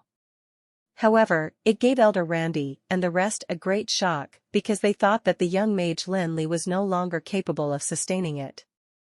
Although Lin Li's casting speed returned to normal in the blink of an eye, Elder Randy and the rest felt hopeless. Lin Li refused to believe that anyone could replicate the Stars of Fury, especially since the suspected replica could only emit Legendary Realm's magical waves. In order not to provoke a counterattack from the Stars of Fury, Lin Li had no choice but to put his mental strength near the Stars of Fury before stopping. However, that was enough. When he got a clear idea of the situation through the mental strength feedback in his mind, Lin Li was beyond astonished. He was in complete disbelief, because the Stars of Fury were not replicated or real. Even if the real Stars of Fury appeared here, Lin Li wouldn't be that shocked. Through that portion of mental strength, Lin Li clearly felt that the stars of fury in the lightning vortex turned out to be completely condensed by magic. Lin Li finally knew why the magical wave was only legendary. The magic that condensed the stars of fury seemed to be only slightly different from legendary magic, but it was definitely not the power that mortals could master. Lin Li had never heard of such a method, either. Even the ancient gods in myths and legends had spent plenty of time to create the stars of fury. If it could be condensed using only magic, why would they bother wasting so much energy? Wouldn't that mean that the stars of fury condensed by magic had more power than the ancient gods? Even if the person who condensed the stars of fury was less powerful than the ancient gods, Lin Li was certain that that person's understanding of the stars of fury was definitely beyond that of the ancient gods who had created the stars of fury. Although Lin Li had once possessed the stars of fury, he admitted that he could not do it at all. All of this had nothing to do with level, and was instead about a complete grasp of the stars of fury. Even if Lin Li reached the sanctuary realm, it still would be impossible for him to use magic to condense the stars of fury. Despite previously being the master of the stars of fury, Lin Li's understanding of it was very superficial. After all, after Lin Li got the stars of fury in the endless world, it didn't take him long to cross over to Amril. Moreover, when possessing the stars of fury, Lin Li was a hunter by profession. He didn't know much about the nomological powers, nor could he understand the stars of fury well. For an ordinary weapon, knowing its shape, material, and how to use it was akin to mastering the weapon. Even though Lin Li understood its shape, how to use it, some of its characteristics, and even remembered some of its mana waves, those were nothing to the stars of fury. In fact, as an artifact, the stars of fury was not the most outstanding one. The reason why the ancient gods had created the stars of fury was because they wanted to exert the power of the debris of the stars. Without the debris of the stars of fury would probably not be considered an artifact. However, it was extraordinary with the debris of the stars. Most of the energy that the ancient gods had spent on creating the stars of fury was used on exerting the power of the debris of the stars. In order to exert the full power of the debris of the stars, it was necessary to fully grasp the laws contained in each piece of it. That kind of mastery was not a result of simply gaining insights and understanding. Otherwise, that would simply be borrowing, and not exerting, the full power of the debris of the stars. Such kind of mastery was the complete control of the debris of the stars, a feat that was difficult to achieve even for the ancient gods. With the stars of fury, one did not necessarily have to know all the laws of the 7 pieces of the debris of the stars, but if they wanted to fully activate the power of the debris of the stars, the nomological power required was at the highest difficulty the debris of the stars could offer. When Lin Li got the stars of fury, he was only a hunter who did not have the time or capacity to study the nomological power within it. Regarding the stars of fury, neither the material nor the structure was the most important. The most important factor was the laws which could activate the debris of the stars. Amongst those laws were the most original laws of the world as well as the laws that the ancient gods had altered. Hence, Lin Li could not help but be shocked when he saw the stars of fury that had been condensed by magic. The pressure on everyone was constantly rising, and they were unsure if they might get ruthlessly destroyed at some point soon. However, Lin Li's eyes glistened again after recovering from the shock. He suddenly saw a glimmer of hope. If the guardians of this realm really turned out to be a legendary powerhouse, there might be nothing else they could do. But if it were the stars of fury that had been condensed by magic, Lin Li felt that there would be some hope. For Lin Li, what was more important was that the stars of fury that had been condensed by magic had also made him detect a hint of the stars of fury. Ever since he'd found holy light, the first piece of the debris of the stars, in the underground palace, Lin Li knew that the stars of fury definitely existed in Amril. Although Lin Li had never seen the stars of fury with his own eyes or even heard any legends about it, and the only clue was the debris of the stars, holy light, he still believed in the existence of the stars of fury. It was purely an unprecedented intuition. He felt that way especially since the debris of the stars appeared one after another after that. The appearance of rebirth in the time consignment store and raging flames and polar snow in the underground palace of the Dragon Mountains made Lin Li even more certain that his arrival in this world had something to do with the Stars of Fury. Although the existence of the debris of the stars couldn't prove the existence of the Stars of Fury, there was no reason for Lin Li to believe that the Stars of Fury were there just because of him. However, the stunning longbow in the vortex in the center of the sky confirmed Lin Li's conjecture. The Stars of Fury did exist years ago, and an incredible powerhouse had probably already mastered it several years ago. Otherwise, no one would be able to condense magic into the bow in front of him. Lin Li also had an unconfirmed guess about the powerful man who had mastered the Stars of Fury. He thought about the history of Amrel and combined it with his experience in Amrel, after which he guessed that the unbelievable person was very likely to be the immortal king. The words that Lin Li heard after the black smoke disappeared in the daylight square, as well as the stone sculpture in the depths of the Scar of Death and the howling of the Titan spirit, flashed past Lin Li's mind, and he seemed to have remembered something. The Stars of Fury that had been condensed by magic immediately made Lin Li's imagination run wild, but the most important thing to do now was to get rid of the trouble in front of him. Soon, Lin Li put his thoughts aside and gripped the Helios scepter tightly. Although Lin Li activated his own magical domain and temporarily gave himself the opportunity to be distracted using the laws of light, darkness, ice, and the earth, as the magical domain was activated, the offensive spells got more chaotic instead of becoming weaker. As part of the debris of the stars, Thunderbolt already had the strongest attacking power amongst the 7 pieces of the debris of the stars. Actually, its power was far from what the legendary powerhouses could deal with, yet in Amrel, those legendary powerhouses were at the top, though only in the mortal world. The Stars of Fury and Thunderbolt were weapons that only the gods could master, although the condensed Stars of Fury and the real Stars of Fury were worlds apart. Countless wind elementals were still being summoned, while mana was also being released wave after wave, bombarding the magic defense that everyone was trying to support. Every wave of attacks would trigger the sounds of barriers shattering, making everyone feel scared and frightened, feeling as if they would be drowned by magic soon. Everyone's heart sunk to rock bottom, filled with despair. However, at this time, everyone suddenly discovered that the young mage who had been working hard to resist the magical attacks had already given up on casting defensive spells, and was raising the Helios scepter slowly while chanting incessantly. Although they didn't know what Lin Li was going to do, everyone had to unleash their greatest potential and cast their defensive spells to the fullest in order to make up for Lin Li's absence. 2 legendary mages, Hyolophan and Cheyenne, had also activated their magical domains without hesitation to buy some time. No one understood what spell Lin Li was casting, not even Cheyenne, Hyolophan, and the learned Chief Elder Randy. All they knew was that with the spell chanted by Lin Li, the magical waves around them became more turbulent and even began whistling. Although everyone was puzzled, no one dared to stop and think about it. They had no choice but to wait for Lin Li to give the final answer. While they were all feeling confused, 3 arrows appeared in Lin Li's magical domain before turning into 3 elements of light, darkness, and earth that revolved around them. At this moment, everyone suddenly felt suffocated. The power emitted by those 3 arrows was absolutely terrible. Although it was not the most powerful, it was definitely pure as it represented the 3 laws, light, darkness, and earth.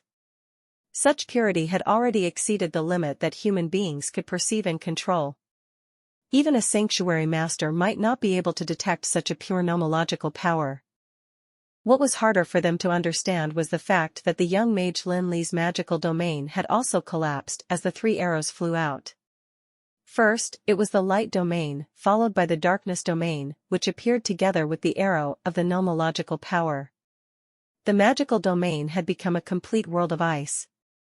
However, the collapse of the magical domain did not mean that Lin Li's powers were depleting. On the contrary, the power of Lin Li was really rising at an extremely daunting rate. The collapse of every magical domain would give him more power and push him to a terrifying height, making everyone feel astonished. The magical wave around him was getting stronger and stronger, and the massive mana seemed to be roaring like surging tides. The air seemed to be break, and the seemingly infinite mana seemed to be withdrawn from his skinny and weak body.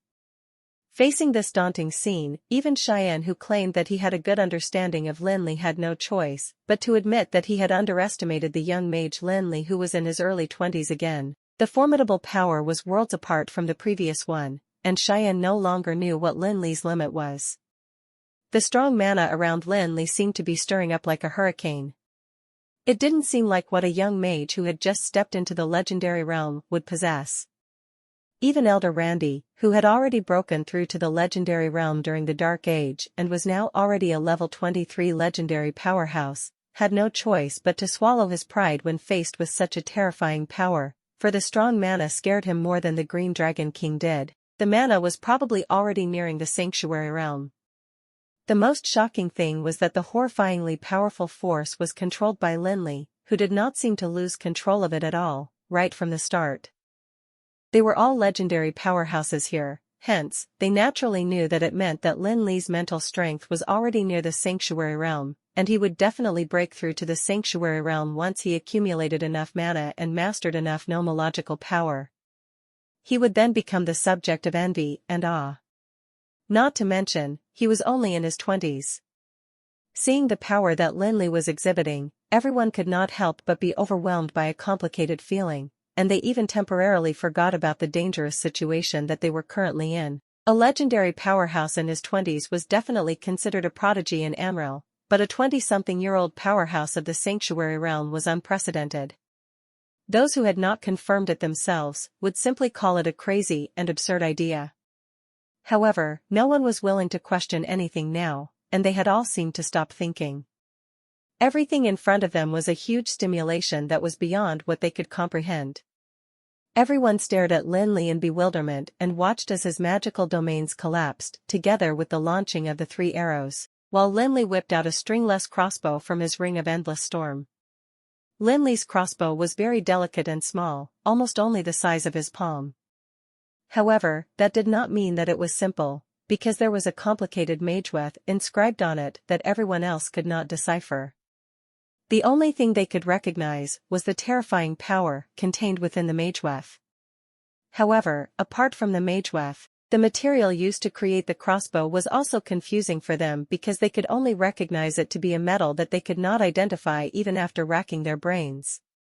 Even Elder Randy, who'd become a legendary druid during the Dark Age and was proficient in advanced mageweths, could not identify the metal used, let alone the rest. Lin Li was probably the only person in Amril who knew what it was. The mageweth inscribed on the crossbow was actually made up of 6 mageweths pieced together, dense and complex. Each mageweth was guru level and possessed unique power. Lin Li liked calling the combination of the 6 mageweths reincarnation. The difficulty of making a mageweth array was not just a little higher than that of the mageweth. Even a guru of inscription like Lin Li had to put in plenty of effort to complete the reincarnation array. In Amril, it might be a long-lost skill, but it would still be considered a top mageweth array even in the Endless World. The rest couldn't identify the metal used to make the crossbow, not because they had little knowledge, but rather because the metal originally belonged to the Endless World, which was a virtual world that seemed similar to Amril but was completely different. The metal used to create the crossbow was called the divinity metal. The divinity metal could be said to be the most valuable forging material in Lin Li's Ring of Endless Storm. Although equipment made of divinity metal would not have any prominent attributes, it was also because its value was too high. Its characteristics would dull in comparison to the high value. While the main value of divinity metal was reflected in the growth potential of the equipment, it was still higher in performance compared to other equipment made of rare metals. It could be said that this handheld crossbow was not a weapon that should appear in Amril. The only thing that belonged to this world was probably the design sketch of the crossbow. The sketch was the enchantress's howl that William placed in between a stack of prescriptions at the time consignment store.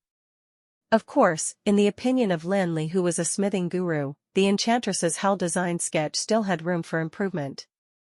Hence, the enchantress's howl that Lin Li was holding was far better than the original version in the sketch after a series of amendments. The improved enchantress's howl could be considered a premium masterpiece, even amongst the works of the gurus.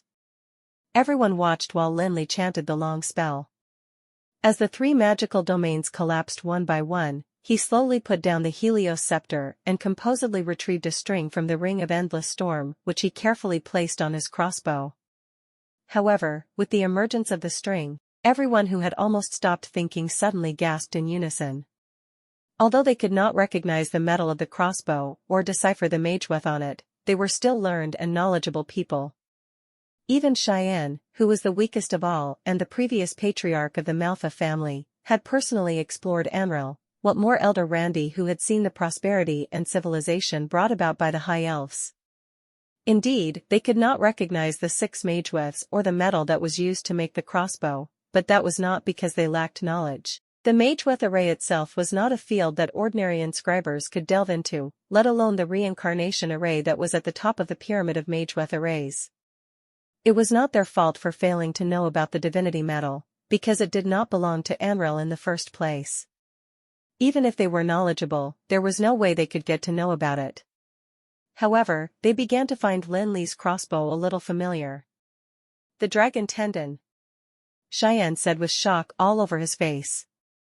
Although everyone had just experienced the siege of the green dragons, Lin Li's crossbow seemed way more powerful than that. No, it's the tendon of the ancient Wyrm. Elder Randy was greatly astonished, even more so than Cheyenne and the rest. As an elf from the Dark Age, he definitely had more knowledge than them. As soon as Lin Li whipped out the crossbow, he immediately sensed that, judging from the formidable aura, it definitely did not belong to an ordinary Wyrm. Cheyenne's words gave them a great shock, while what Elder Randy said took them aback. What was the ancient Wyrm's tendon? During the prehistoric times, the ancient Wyrms were absolutely domineering, and the only thing that could rival them were the Titans. It was said that the baby ancient Wyrms and the adult Wyrms possessed power that was beyond the sanctuary realm. The descendants of the Wyrms could never compare to them at all. Those powerful ancient dragons would not obediently give their tendons to others. Even if they died, they would make sure to die in the dragon graveyard, and killing an ancient Wyrm would be considered an impossible daydream. Even a powerhouse of the sanctuary realm might not be able to complete the task. Everyone had experienced the siege of the green dragons, as well as the despair brought upon them by the Green Dragon King. However, the current Wyrms were considered the weaker ones, and even the Green Dragon King was just a little near the sanctuary realm. Compared to their ancestors, the ancient Wyrms which had dominated the world of Amril, the strength of these descendants might not even match that of a newborn ancient Wyrm. Moreover, most of the ancient Wyrms, which had survived, mostly disappeared in the cracks in time and space like other prehistoric magical beasts when the prehistoric times came to an end. One might never obtain an ancient Wyrm's tendon even if he really had the ability to kill Wyrms. Just as everyone was exclaiming, Lin Li, who had already placed the string on the crossbow, smirked when he heard their speculations. They all guessed wrongly. This is the tendon of the dragon aspect, he muttered under his breath. Lin Li was right. The string that Lin Li was putting on his crossbow was from Azardas, the dragon of destruction. Although Lin Li had always been afraid to deal with the corpse of the dragon of destruction for fear that poor treatment would result in wastage since every part of it was a priceless treasure, he could easily use one of its tendons on the crossbow without ruining it. When Lin Li completed the assembly of the reincarnation crossbow, the magical waves around him peaked, especially when the massive mana of the baby elemental Wyrm stimulated the 3 pieces of the debris of the stars. The power generated was enough to rival Thunderbolt. No matter how shocked the surrounding people were, Lin Li waved holy light in front of him without hesitation. Holy light was just a solar sphere, but Lin Li managed to control it. In the blink of an eye, it turned into a short bolt that automatically fell into the groove of the crossbow. Boom! As holy light fell into the crossbow, a deafening roar sounded in the air, and the entire world seemed to sway continuously. Next, a pillar of light shot up into the sky and almost pressed onto their heads. The sky seemed to have split too. In the center of the sky, the huge vortex of lightning that was constantly rotating fragmented and shattered even before holy light approached it, revealing the stars of fury. At this moment, Elder Randy and the rest finally knew that they were not facing a legendary powerhouse in the last realm, but a pair of bow and arrow. After a loud roar, the entire world seemed to have grown silent, while the surrounding wind elementals trembled and stopped attacking. The black clouds in the sky and the myriad of powerful razor spells vanished together with the razor pythons that ran away fearfully. The power of this arrow was far beyond everyone's imagination. It was so powerful that it even reminded everyone of the Sanctuary Realm archer, Wind Whisperer Hull. Although Elder Randy was perhaps the only one who had really seen the Wind Whisperer Hull in action, everyone knew how formidable the latter was. Elder Randy, who'd seen the arrow once shot by Wind Whisperer Hull, was even more shocked than the rest. After all, Wind Whisperer Hull had managed to enter the Sanctuary Realm with his archery skills and the usage of Song of Heart. However, Lin Li was only a young legendary mage. Even if his crossbow was not inferior to Song of Heart, it was impossible for his arrow to have such great power. However, that was not the end. Gloomy dark that had become an arrow darted out immediately after holy light, exploding with darkness and destruction aura that was strong enough to consume the world. The magic that had just simmered in the air was engulfed by the power of darkness and destruction before it could even be fully released. The aura of darkness and destruction brought fear and despair to the people. However, when they felt the power of the arrow, they were suddenly filled with infinite hope. No one expected Lin Li to actually have the strength to shoot the second arrow that was as strong as the first after launching the first attack. Everyone dared not speculate about or imagine Lin Li's abilities. They reckoned that the power of the two consecutive arrows was probably not inferior to the one that shot Lansdale. It was no wonder that this young mage would go all out and attack Stephen without hesitation or consideration of the consequences. He even completely disregarded the three legendary leaders of the Dark Blade. Well, since his arrow was so powerful, he obviously didn't have to be bothered by the three of them. However, Lin Li knew that this was not enough. Although holy light and darkness were powerful, they were still inferior to the power of Thunderbolt. Although the Stars of Fury was condensed by magic, the replica of the Stars of Fury that Lin Li was holding onto was not. Although the reincarnation crossbow was extremely strong, it was still far inferior to the Stars of Fury that had been condensed by magic. The entire process seemed to be seamless. The originally branch-like rebirth also transformed into an arrow that fell into the crossbow, after which a ray of green light darted towards gloomy dark. With the emission of the green light, the hundreds of wind elementals surrounding the crowd instantly lost their vitality. They did not wail at all, and simply disappeared silently, leaving behind just a few elemental crystals. That was the power of rebirth. Not only was there vitality, there was also ruthless deprivation power. The power of rebirth was to manipulate vitality, and even the strong legendary magical beasts would have their vitality stripped off them. Even the high elves who were known for their longevity would die under rebirth. Although the wind elementals were elementals, they would only vanish without vitality. Seeing the changes in the surrounding wind elementals, even Elder Randy and the rest who were Lin Li's companions couldn't help but shudder. Even though they had no idea what the power of this arrow was, the daunting and strange attack was much more shocking than the arrow that had struck Lansdale.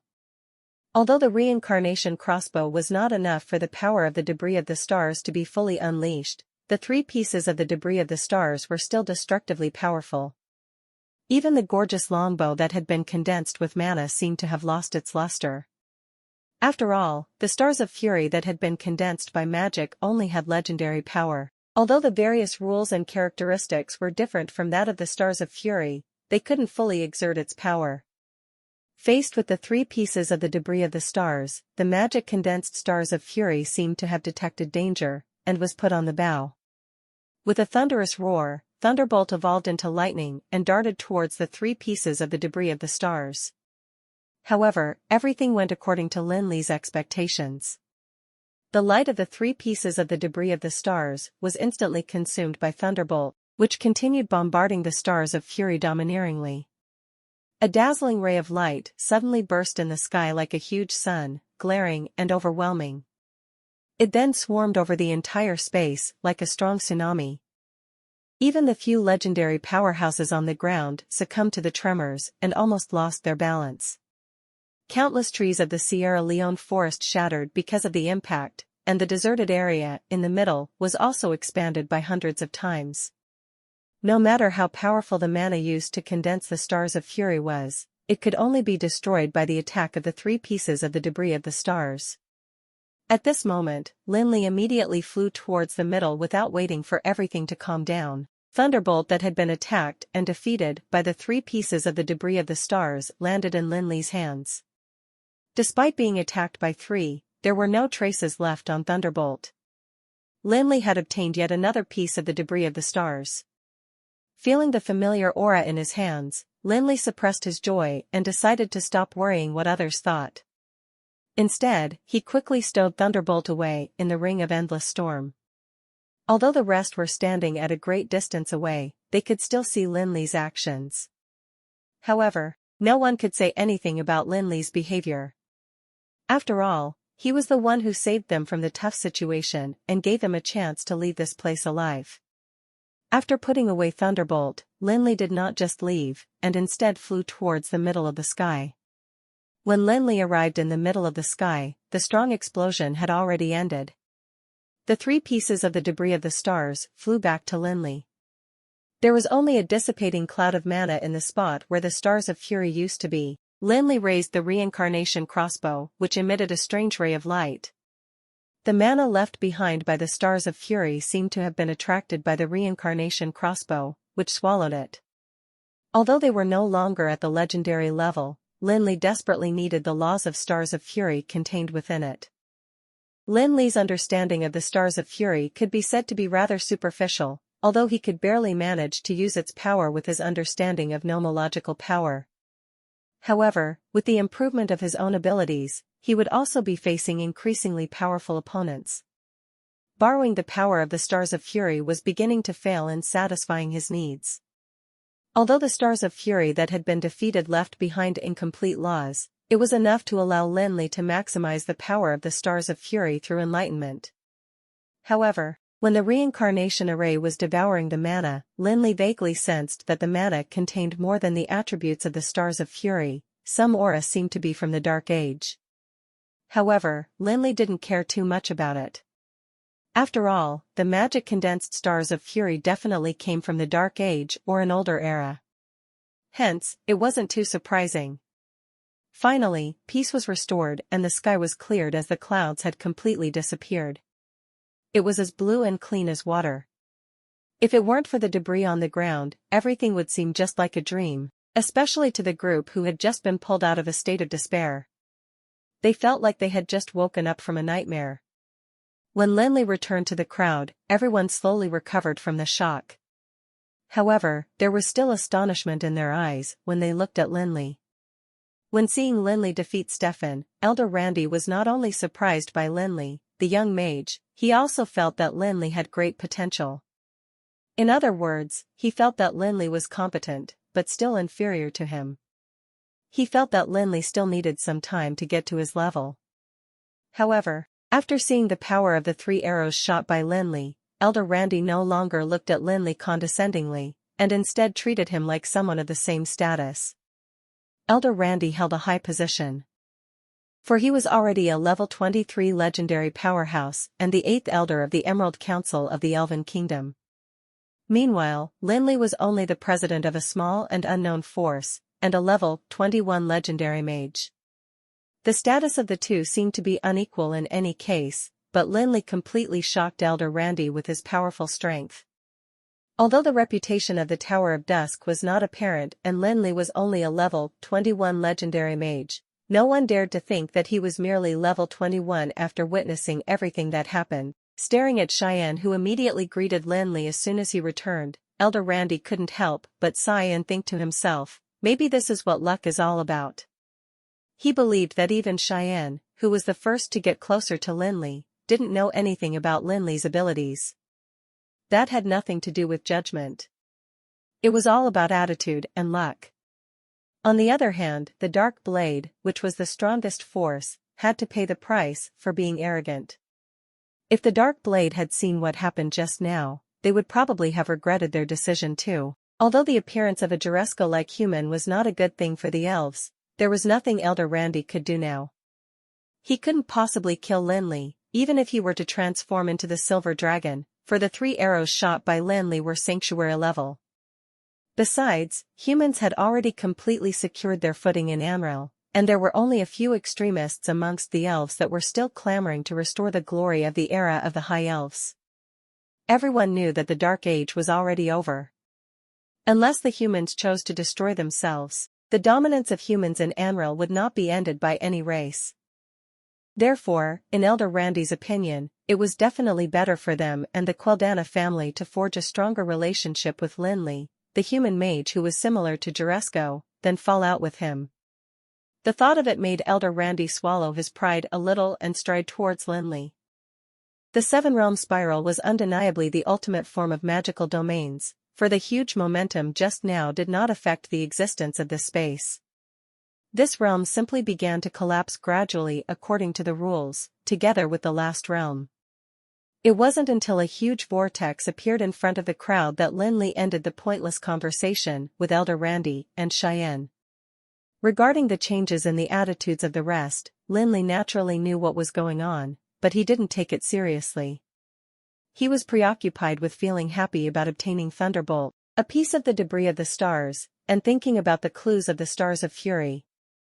Without a doubt, the huge vortex that appeared at this time was the exit of the Seven-Realm Spiral. However, no one knew if they would be receiving huge benefits or another test that would be even more difficult. It was different from when they'd entered the teleportation portal. This time, none of them vied to be first, and everyone stood in front of the vortex, all ready to enter. It was as if they were going through the chaos of time and space again. After stepping into the vortex, everything around them began to change rapidly and the distorted scenes shuttled around them one by one, making them feel dazed.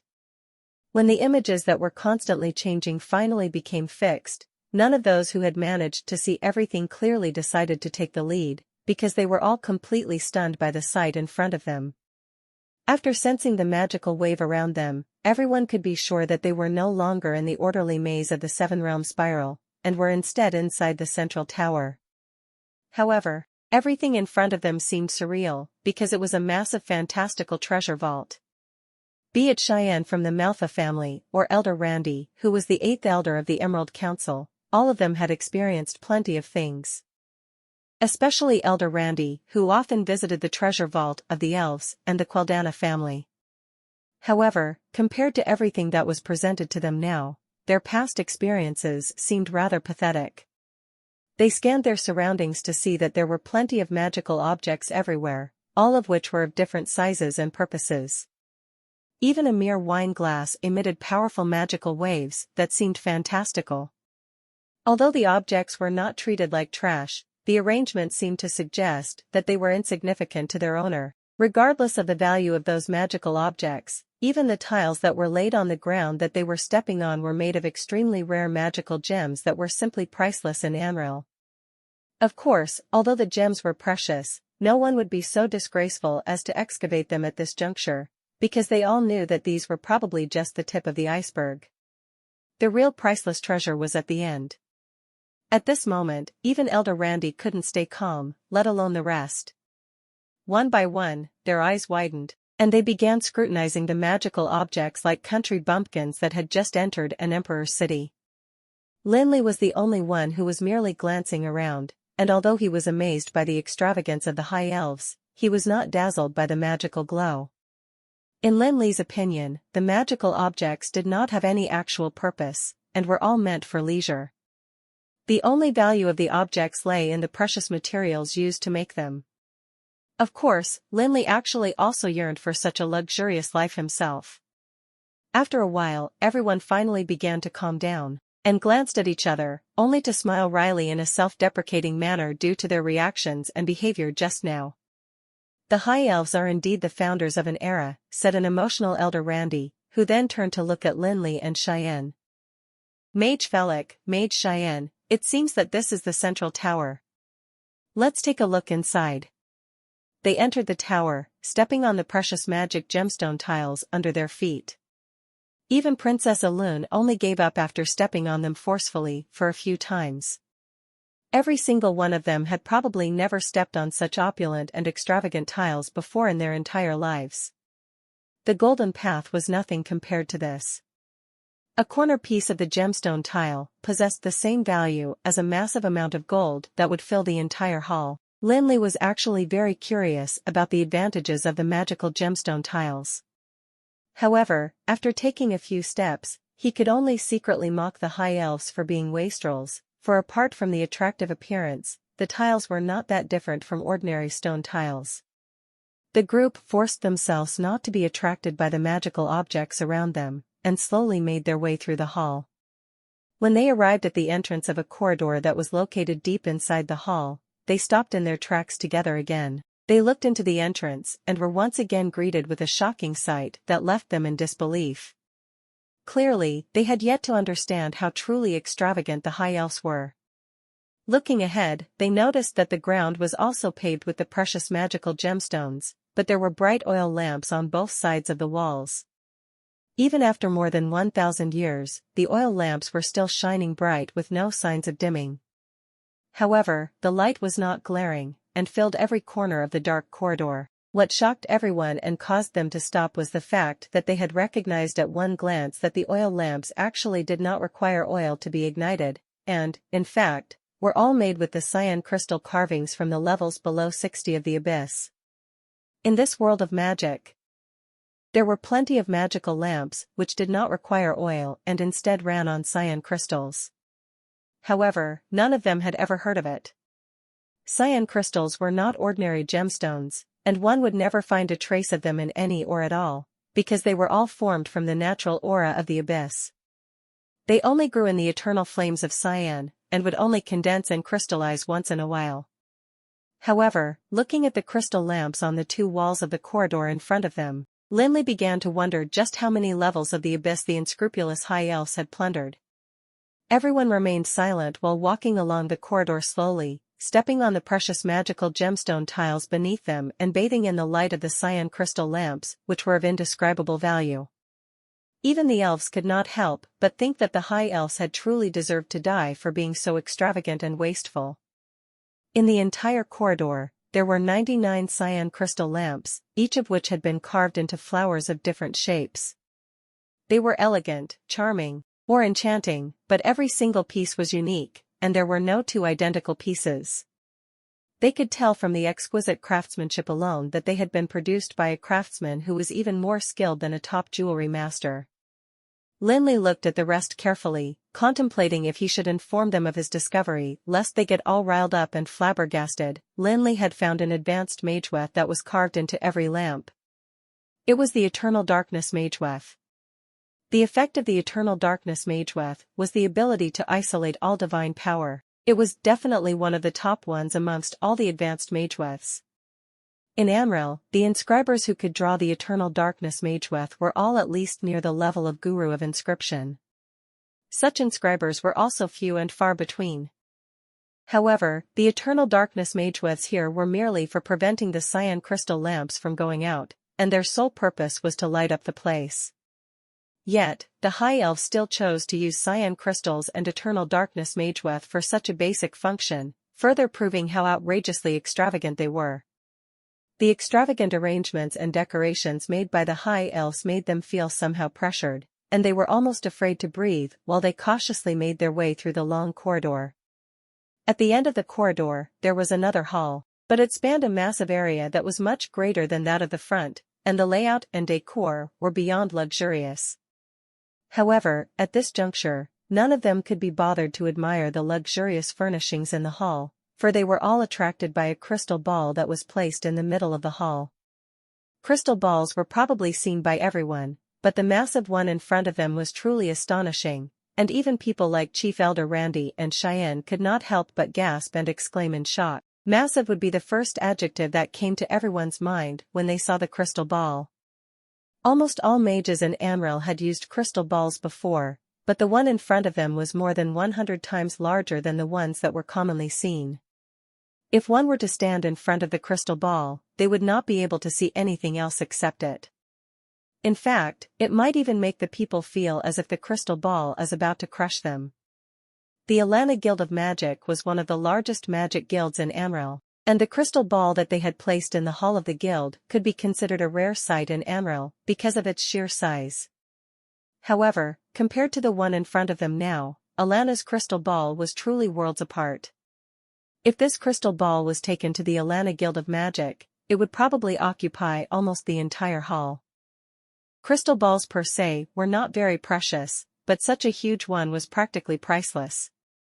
Among the people present, even those who were not mages knew the usefulness of the crystal ball and what it meant. For the crystal ball to function well, it would definitely require the help of a mageweth, and the mageweth used for such a massive crystal ball was truly hard to imagine. Even if it was only used for connecting the warlock's eyes, it was enough for monitoring the entire sky castle without missing out any corners. I can't imagine what kind of mageweth would be worthy for such a massive crystal ball, Cheyenne said with a sigh, and everyone else thought the same. Such a massive crystal ball, coupled with a stronger fantasy mageweth array, could be considered an artifact. Cheyenne could not contain the excitement within him at all. He really wanted to move the crystal ball back to Aminya City. The Manhwa family and Dark Blade had been at odds for many years, but due to the three leaders of the Dark Blade, the Manhwa family had always been at a disadvantage. After Cheyenne entered the legendary realm, he could finally stop being at disadvantage, but to his surprise, the three leaders of the Dark Blade were actually promoted the legendary realm one after another too, making the situation even harder for Cheyenne to control. Had it not been for the setting in Aminya City, the Dark Blade would have probably destroyed the Manhwa family long ago. However, even then, the Dark Blade had also invaded Aminya City several times, during which they caused great damage to the Manhwa family. This time, during the quest for the Immortal King's treasure, Cheyenne hoped to find something that could balance the strength of the two forces, and perhaps even allow him to surpass the Dark Blade. The huge crystal ball in front of Cheyenne was like a highly coveted treasure of his dreams. Although it could not be used for offense, the terrifying power of the fantasy mageweth array alone was enough to give the Manhwa family a stable foundation and an edge over the Dark Blade when placed in Aminya City.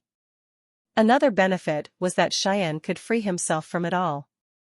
After Cheyenne entered the legendary realm, he had no choice but to keep to Aminya City in order to prevent the Manhwa family from being attacked by the Dark Blade.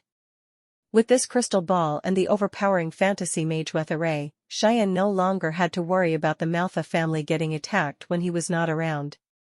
However, at this juncture, Cheyenne was well aware that he could not decide who the crystal ball would belong to in the end, because the elves and the Tower of Dusk were also present. Since the elves lived in the Emerald Forest, they might not need such a defensive treasure, but that might not be the case for the Tower of Dusk. Although Lin Li, who was also President Felix, was incredibly powerful, the Tower of Dusk was still a newly established force after all, hence, it would probably need the treasure more than him. However, Cheyenne's thoughts were a little different from reality. The one who truly valued and coveted the crystal ball was Elder Randy. Although the Elven Kingdom was greatly developed now and seemed to be doing great, Elder Randy could not help but consider the future survival of the elves, especially since he was the 8th Elder of the Emerald Council. The elves had been living in the Emerald Forest for many years. Although they had a natural protective barrier, their population was low, after all, and they could not compare to humans at all in terms of reproduction rate. They would only lag further and further behind. Now, there were still plenty of legendary leaders amongst the elves, and humans were also busy with domestic warfare. Those were the only reasons the elves could survive. But, who could guarantee that humans would not stand together as one and dominate the entire Anril in the future? When that happened, the natural barrier of the Emerald Forest might no longer be able to protect the elves. The elves were definitely not worrying for nothing, because it was only a matter of time before that happened. The crystal ball might not be enough to make the elves invincible, but it could help buy some time for the elves during the most dangerous situations. The minute amounts of time bought were not to be underestimated, because they were actually enough for changes to take place. And they could also be the factor that would result in the extinction of elves and a change in Amril's structure. Perhaps the crystal ball might not be needed by the Elven Kingdom currently, but it was necessary to prepare in advance for the sake of the continuation of the elven bloodline. Elder Randy wouldn't tell the rest about this, but he had clearly expressed his desire to obtain the crystal ball. Although no one said anything, their attitudes were self-explanatory. After a moment of silence, Elder Randy said to Cheyenne, Mage Cheyenne, I think we need to talk about the ownership of this crystal ball. In fact, if it weren't for the fact that Cheyenne was an ally of Lin Li, Elder Randy would not have been so kind and courteous to Cheyenne. After all, strength and actual abilities were the basis of competition. The comparison of strength between Cheyenne and the elves was obvious. Lin Li was the only variable. Upon hearing Elder Randy's words, Cheyenne's heart sank immediately, for he could already imagine what the outcome would be. However, Cheyenne was still a little unwilling to give up the crystal ball, hence, he nodded and followed Elder Randy to the side, where they discussed the crystal ball's ownership. While Elder Randy and Cheyenne were talking, Lin Li walked around the crystal ball casually. The crystal ball did not mean as much to him as it did to the other two. He would consider taking it if there wasn't a mageweth on it, but now. The crystal ball that already had a mageweth array was very strong, but not powerful enough for Lin Li to be bent on getting it. The Tower of Dusk was designed by Lin Li, and the defensive ability of the tower had always been a top priority in his design. There were plenty of objects in the Tower of Dusk that had more defensive power than offensive, just like this crystal ball. The all-kill array alone was already way more powerful than this fantasy mageweth array. Besides, the Tower of Dusk also had the dozens of magical crystal cannons that Lin Li had just bought as well as the skybreaker that Lin Li had ordered. Even without the eternal furnace, the defensive abilities of the Tower of Dusk could be described as overpowering. Hence, Lin Li didn't value the crystal ball greatly, and left Elder Randy and Cheyenne to talk about it. He knew that they would look for him once they reached a consensus. Although Elder Randy and Cheyenne were not hostile nor had a heated argument, it was clear that neither wanted to make concessions easily. Lin Li walked around the crystal ball, and after he was done making one round around it, there was finally an outcome to their discussion. After all, the elves were wealthy and generous. Hence, Cheyenne finally had no choice but to nod resignedly at the conditions laid by Elder Randy. However, Cheyenne did not feel like he had lost out after the negotiation, though he found it a pity to give up the crystal ball. In fact, Elder Randy did not resort to any tricks or abuse his authority during the negotiation, because he took into consideration Lin Li's identity. Elder Randy knew that Cheyenne was just worried about the threat that the Dark Blade imposed on the Manhwa family, hence, he used that as a breakthrough point for the negotiation. Although he did not directly state that he would help Cheyenne get rid of the Dark Blade, he took out a few of the projects that he had worked on with the Dark Blade, and handed it to the Manhwa family together with some supplies that were a form of compensation. However, that alone did not make Cheyenne any less worried or fearful, since the threat imposed by the Dark Blade still existed. Hence, Elder Randy offered to provide him with some military support, just like how the Manhwa family was given the support of the elves in Roland City. In fact, no matter what kind of army the elves sent, they would definitely be of aid to the Manhwa family, because the Dark Blade wouldn't dare to attack the Manhwa family easily as long as there were some elves present in Amidst City. After all, even in the past, the Dark Blade had never dared to turn against the elves. Not to mention, the Dark Blade was no longer as powerful as they used to be now. After successfully negotiating with Cheyenne, Elder Randy approached Lin Li, and anxiously said, Mage Felix, we have already discussed with Mage Cheyenne, who's willing to give up his part of the ownership of the crystal ball. Mage Felix, what's your stand? Of course Elder Randy had to be anxious. Back then, Lin Li gave the poisoned elf some antidote and Elder Randy promised him plenty of conditions in exchange for his help. He even gave away the treasured star scar robe of the Queldana family to Lin Li. God knew how much advantage the human mag Lin Li had taken. Even Princess Alun and the two other elves were feeling equally nervous, and were all prepared to hear Lin Li demand for a hefty compensation sum. Lin Li gently stroked the surface of the crystal ball with his fingers, and smilingly said, Elder Randy, you're being too polite. Although this crystal ball is also very important for the Tower of Dusk, all of us experienced so many difficulties together. It won't be wrong to say that we're now friends. If I don't ask for anything in return, you'll definitely feel bad about it. Haven't we talked about buying herbs before? Why don't you reduce the price that we have agreed on previously by another 10%? What? Elder Randy couldn't believe his ears at all. Was this the request made by that greedy and insatiable human being? Although Elder Randy was convinced with Lin Li's power and abilities, he had never carried much hope for Lin Li's character. Besides, it was also precisely because of Lin Li's extraordinary strength that Elder Randy was ready to burn a hole in his pocket. However, Elder Randy did not expect Lin Li to merely ask for a 10% reduction in the price of herbs sold to him, for it was nothing too major to the elves. It seemed that Lin Li had merely asked for the robe because he wanted to punish them for being arrogant. Elder Randy suddenly felt that Lin Li was actually a nice person. In terms of size alone, the magnificent crystal ball was probably the greatest one in Amril, which no other crystal balls could compare to. However, they could not find a mageweth that would allow this crystal ball to function, despite having recalled all of the mageweths in their memory and those they had read about in legends. Although the mageweths that they were familiar with would definitely exert more power on this massive crystal ball, it was still far from being able to optimize its functioning. It was also an insult to the crystal ball and wasting it, just like wasting a legendary magical crystal on exerting level 1 magic. However, when everyone approached the crystal ball, they discovered that there was already a complex pattern which seemed to be a mageweth on it. However, none of them were learned enough to identify the complicated mageweth, which was complex, but did not affect the patterns on the smooth and transparent crystal ball. Although they had no idea what kind of a mageweth it was, they all knew that the high elves wouldn't draw any low-level mageweths, even despite being extravagant. In fact, it was also their penchant for luxury which made Lin Li and the rest certain that they would definitely use the best mageweth to exert all of the value and power of the crystal balls. Although the mageweth seemed rather mysterious to everyone, Lin Li, who was a guru of inscription, was not clueless about it.